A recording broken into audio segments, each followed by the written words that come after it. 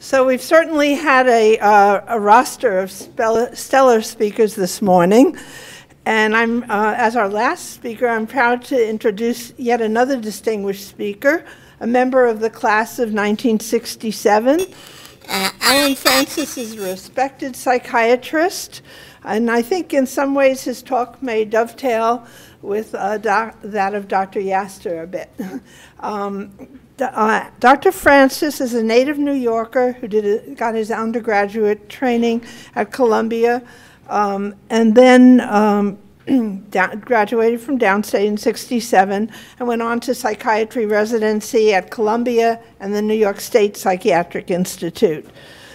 He was chair of the Department of Psychiatry and Behavioral Science at Duke, and he's founding editor of two well-known journals, the Journal of Personality Disorders and the Journal of Psychiatric Practice.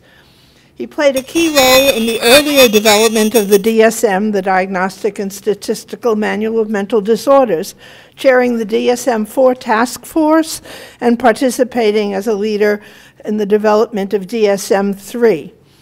Throughout his distinguished career, he has not shied from controversy. This is exemplified by the title of one of his earlier papers in 1981 in the Archives of General Pathology, Psychiatry, entitled "No Treatment as the Prescription of Choice." No treatment. A more recent book of his also has a provocative title, "Saving Normal: An Insider's Revolt Against Out-of-Control Psychiatric Diagnosis, DSM-V, Big Pharma, and the Medicalization of Ordinary Life." I can see why Dr. Francis is a popular speaker and writer, and today we're fortunate to have him share his insights on saving normal, over-treatment in psychiatry. Alan.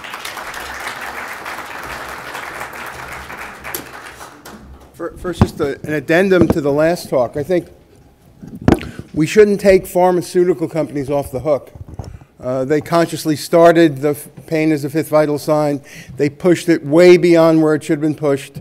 Their advertising was misleading. Criminal charges were filed, $640 million in fines.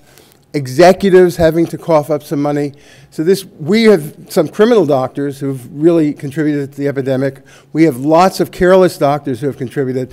But the background, the gorilla in the room, is the pharmaceutical industry, and the government stayed way too silent, was way too passive in the face of this.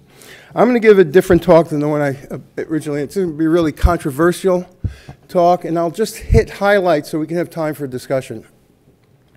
Looking back at the arc of the last 50 years, as I see it, there's a complete disconnect between the absolute wondrous advances in medical science, molecular biology, imaging, genetics. It's unbelievable, beyond what any of us could have imagined possible.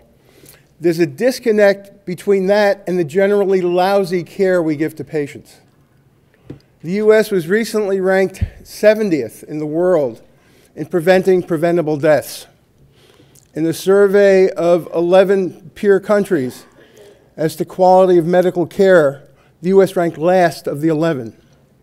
We consistently spend twice as much as the average of peer countries on medical care and have very lousy outcomes. We have a lousy system. Individual doctors doing great work, individual procedures that have been developed, wonderful, but if you look at the whole arc of the 50 years, we have a lousy system. Overpriced, under-delivering.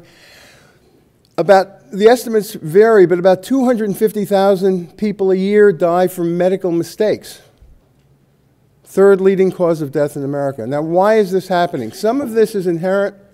Some of this is, I think, the result of commercial forces. The inherent part is the inherent difficulty of translational medicine. That it's much easier to have basic science findings than to find a way to actually apply them to the next patient. Most striking in psychiatry, the brain has about 80 billion neurons. That's almost as many stars as we have in our galaxy. Each of them connects to 1,000 other neurons. Each of these fires a couple hundred times a second. It's an incredibly complex system. To think it's the most complicated machine in the universe. We'll never discover anything more complicated than the brain. It's amazing it works as well as it does, not that it goes wrong in some people. To think that we'd ever have simple answers as we thought 50 years ago. 50 years ago, psychiatry was pretty simple. We had a neurotransmitter theory. We had several neurotransmitters that accounted for psychiatric disorder. It was a lot like the humoral theory of Hippocrates. His theory, the humoral theory, had lasted 4,000 years. The neurotransmitter theory lasted less than 50. The brain is so complicated that every advance just broadens the horizon to how much we don't know. It will be decades before we have even the beginning glimmers in understanding schizophrenia, and eventually it'll be 300, 500, 1,000 different pathways. There will be no simple answers. How about the breast? If the brain is the most complex organ, the breast may be the simplest. I was at Duke when everyone was excited by the breast cancer gene being discovered. It's now 26 years later, something like that. Lots of progress, but the biggest gain in breast cancer life expectancy after diagnosis hasn't come from brilliant new treatments. It just came from redefining breast cancer and including things that may not really be breast cancer, as the introductals, as part of the disorder. We've dumbed down the definition of disease to get better outcomes.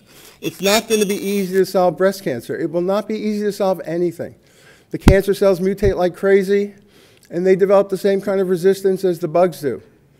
There are very few fields where we can say there have been grand slams. Stanley has a field, infectious disease, grand slams. For the most part, it's been walks, occasionally, but not many, singles, lots of strikeouts. And I think as we look to the future, we shouldn't over-anticipate a technological save for every problem. We have to look at our service delivery and see where that's falling down. Now, why does our service delivery deliver such crappy outcomes? In 1981, Bud Relman, who went on for about 25 years to be editor of the New England Journal, coined the term, or borrowed the term. The military, Eisenhower said military-industrial complex, Bud said medical-industrial complex. If you want to see a great movie, see The Hospital. George C. Scott, filmed in Metropolitan Hospital shortly after Stan and I left it. He predicted, Patty Chafsky predicted the medical-industrial complex in 1972. We have been shanghaied, corporatized, monetized, for-profitized. And at this point, the suits run the hospitals. The budgets go up because lots of extra procedures are done. And we have a problem in psychiatry, which you have in the rest of medicine as well, a terrible and cruel paradox in which we way over-treat people who get tests and treatments that may do them more harm than good, and we way under-treat people who are uncovered. In psychiatry, it's absolutely disgusting and a sad ending to my career. We have 350,000 severely mentally ill people in jail under the worst possible circumstances. You can't imagine what it's like to visit a solitary confinement area in the prison. Crap all over the place. The expression of someone who starts out a little crazy and gets crazier in a prison, the one expression they have is putting crap all over the walls, on the mirrors. And wherever you visit, it's the same thing, same expression. We have 250,000 homeless. Steve would be interested, has been interested in this for years. 600,000 people are homeless or imprisoned. We closed 600,000 beds in the last 50 years. We were supposed to provide community treatment for them. The funding was cut. No one cared about that group of people. There was cherry picking of the easier patients. The easier patients get way too much treatment. 20% of people in America take a psychotropic drug every day. 25% of women over 40 take an antidepressant. 7-8% of kids are taking a stimulant. Antipsychotics are way overused in kids and in the geriatric population. We have this terrifically stupid situation of over-treating people who are basically well and neglecting shamefully people who are sick. But you have the same problem. Obamacare was meant to solve this problem. It was meant to take the extra wasted resources and use them to cover everyone. Obamacare was sabotaged from the very beginning by the deals he had to make to get it passed that gave the insurance company and the drug companies and the hospitals, and to some degree the doctors, so much power over the shape of the program that there's no cost control. So it's become unbearably expensive, but the solution isn't a Trump care, let's cut benefits for people, it's let's cut costs. Let's fight the drug companies on these ridiculous prices. Let's fight the hospitals on the lack of transparency. Let's end the monopoly that has medicine be way too costly, double, triple the expense for the same procedure from most other countries. One person agrees. But he's a guy I would expect to agree, so it doesn't count much. We do way too much specialized care and way too little primary care. Some of you were in the trip yesterday celebrating the Flexner report at Downstate. Great report, but it had a basic defect in it. And that defect affected the whole world because what we do, everyone else copies. Our worst habits are everywhere in the world, spread by McKinsey. Flexner loved the Hopkins model. He was a Hopkins undergraduate. His brother went to Hopkins Medical School. The Hopkins model was a terrific counter to the wild excesses of quack medicine. There were 260 medical schools, no curriculum conformity, all sorts of weird things being taught. The Hopkins model was also a terrible example for long-term medical care in America and the world. We need many more primary care doctors who get to know the patient. The more you talk to patients, the fewer meds you prescribe, because you can explain way outside of medication. The fewer tests you order, the fewer unnecessary procedures. We don't have patient-centered medicine. There's a cartoon in the New Yorker.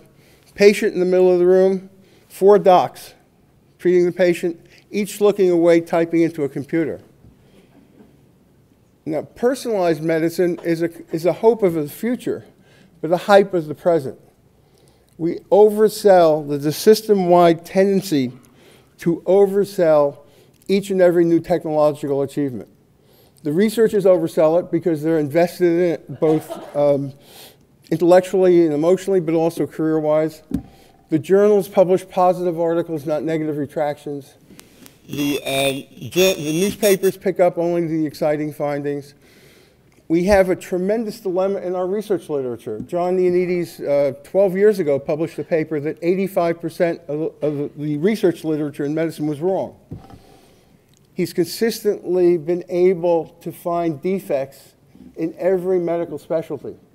Studies don't replicate.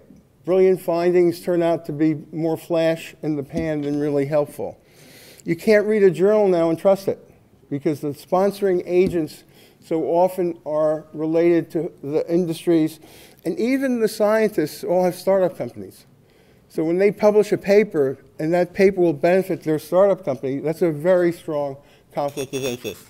So we're trusting technological fixes. We're too excited about the discovery that probably won't happen for decades.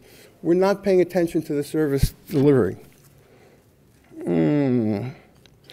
Mistakes, and I think this last talk was brilliant and very important. Hospitals now are focusing on customer service. They care about the lobbies.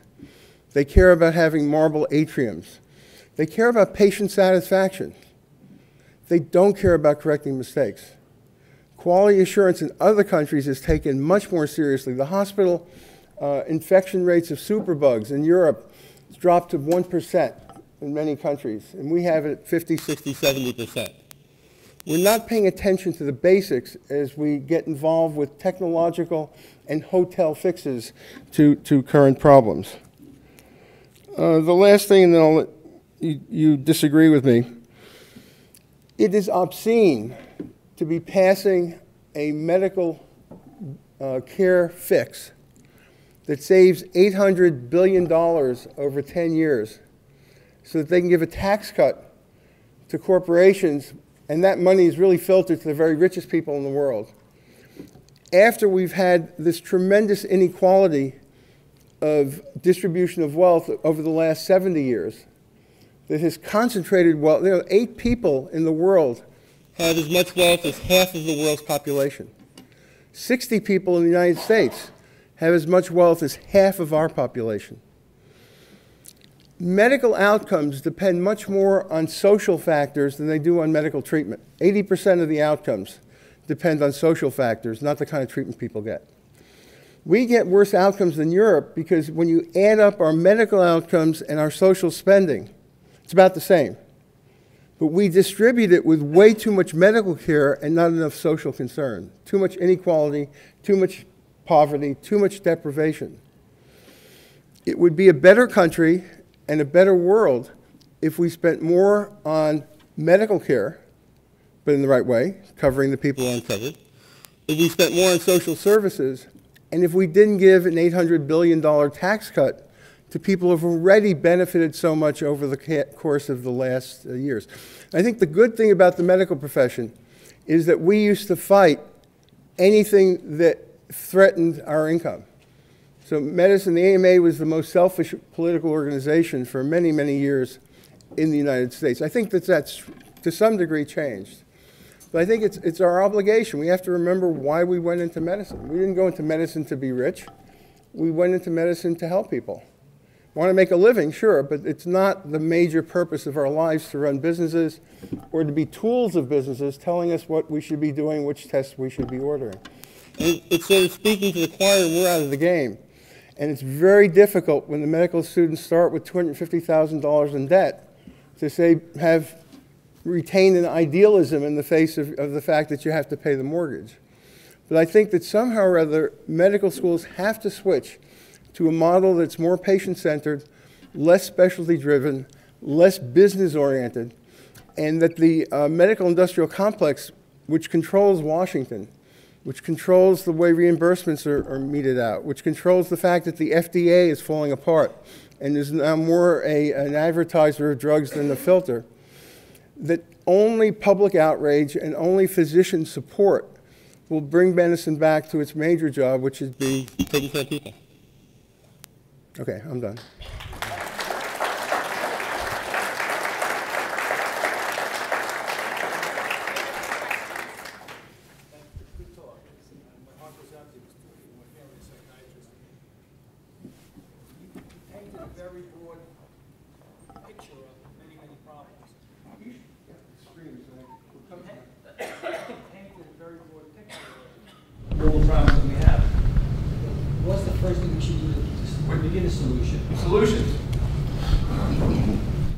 Okay, you don't solve complex problems with simple solutions. This is going to be years. First solution is there has to be a Congress that can stand up to the kleptocracy that's currently controlling Washington. And I think we have Ralph to help us with that. There has to be some pushback on the political stage to the big money that's controlling the decisions that are being made. Drug companies can't advertise on TV anywhere else in the world except New Zealand and us. There's absolutely nothing God-given about drug advertising. The drug detail salesmen, they were invented in the 80s by 3 psychiatrist brothers, the Sacklers, who give money everywhere, and they control the drug company that produces the OxyContin. We shouldn't have drug salesmen doing our education, not just grand rounds, but not in our offices. They're not telling the truth. I think pharma has to be reined in. They're by far the biggest contributor, more than the medical industrial complex contributes, I think it's almost twice as much to government coffers through lobbying and other ways as the energy industry. Think about that. We have to somehow have the politicians be more afraid of us, more afraid of the voters than they are of the complex. The insurance industry has very weird priorities. First of all, way too expensive. It should have been an option, a public option, which would have given people the opportunity to have Medicare at any age. Much cheaper to run Medicare than this mess we have with different insurance companies. They're pass-throughs. They don't really control the tests that are done in a way that's rational. We have to somehow or other develop a system of insurance that allows more time and more reward for talking to patients. And I'm sorry, some of you guys, because you make your living on this, less time for procedures. We have to put the patient, and the other part of this is, none of this is rocket science. There are no other countries in the world who have of our stature, who have a worse designed medical system.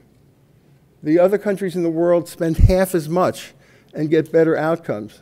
It's not difficult to change things. The problem is that the political will isn't there, and the reason it isn't there is because of the money. You could change really fairly easily, tweak some of the insurance procedures, cut the legs under pharma, force hospitals to be transparent about their costs, allow the government to negotiate prices both with pharma and with hospitals in a way they don't do now, and you'd have a much better system.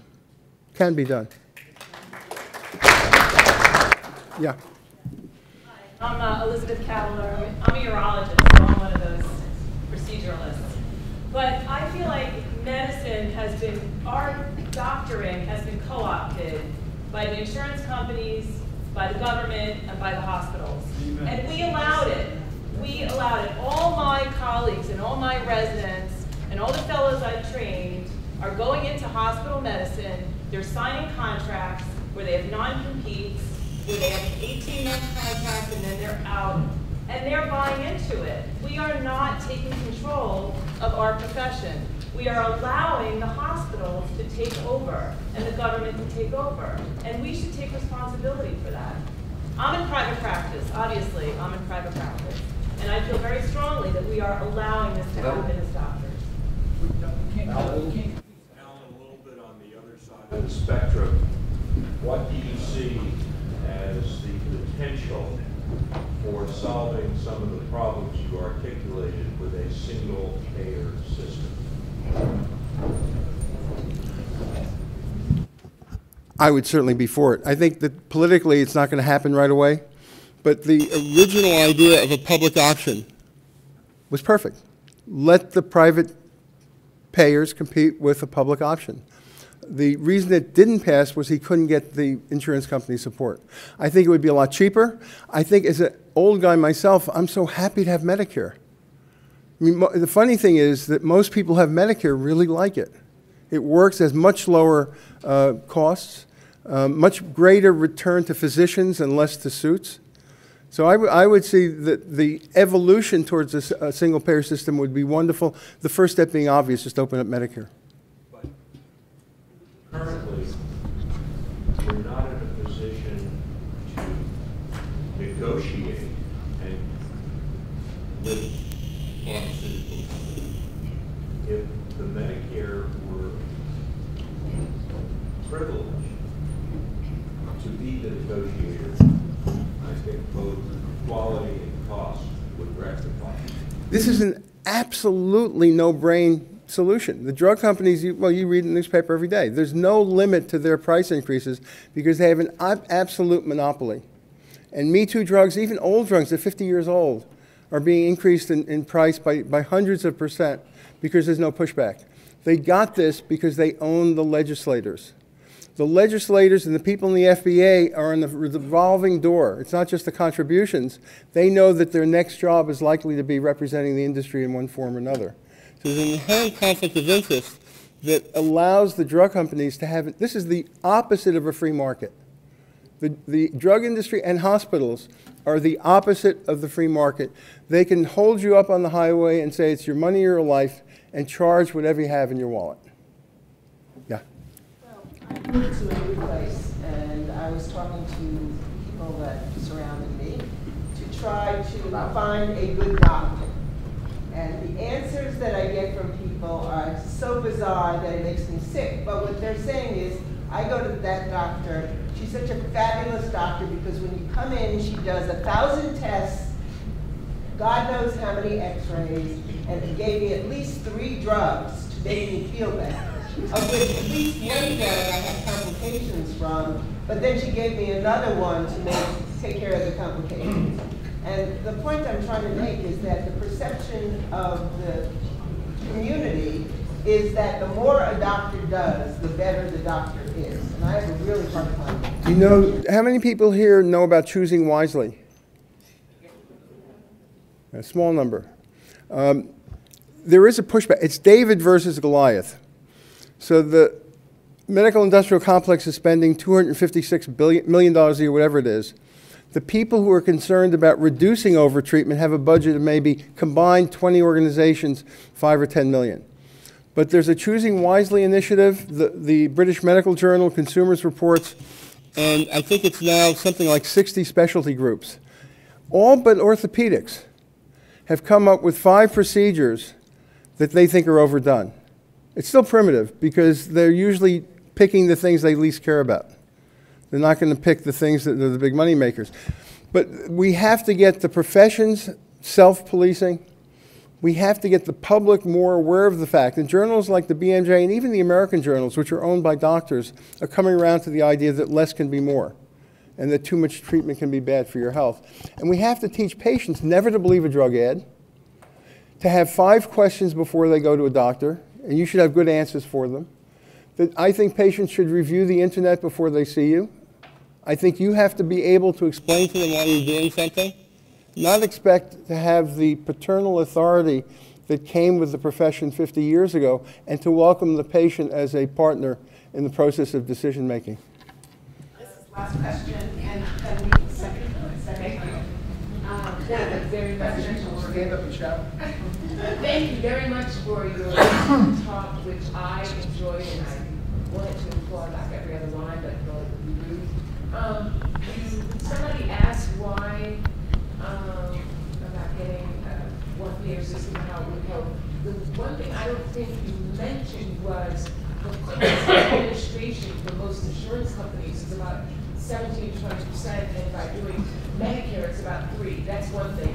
And the other thing, even though this is giving myself a pat on the back, but I developed a whole practice in Clarksville, Brooklyn, for people who knew I didn't prescribe anything unless they really, really needed it. They came to me because I did less intervention and sent them for less tests and gave less medication. It can be done. You know, the insurance companies call the medical care the doctor loss ratio or the medical loss ratio. They want to keep the amount they give, the percentage they give to the docs at a minimum. They rig the books in such a way so they look like they're not very profitable, but that's because they're giving a lot of salaries and stuff all along the way to the executives. Yeah, it's crazy that the insurance industry actually gives doctors only 80% of what they collect. It's crazy that they spend much more on marketing than would be necessary and is really feasible than if we had a simpler system where they're not. This is not a free market as it stands. It's different groups fighting for the pie by wasting funds that should be spent on patient care to marketing and administration.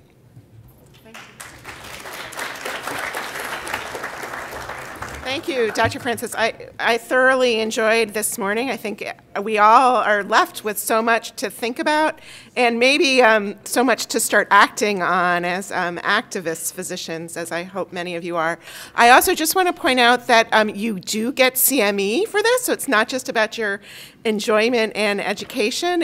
So you should have received this form. Please fill it out and return it to the desk. And if you don't have, it should be at your place. If you don't have one, you can certainly pick one up, and I'll give you Eric. Now, before Dr. Libyan leaves the stage, I want you to tell you, I'm Eric Schoen, by the way, in case you haven't met me. I'm the executive director of the Alumni Association, Eric Schoen Ukre. Dr. Libyan, along with Dr. Mira, had the yeoman's job of sorting through the dozens and dozens of people who wanted to speak here and informing those people who we did not select that they couldn't speak and picking these absolutely amazing speakers. In addition to all of her work in the Department of Pathology and throughout Downstate, she finds time to volunteer with our board and help us with countless hours. So I'd love it if you'd join me in giving her a round of applause.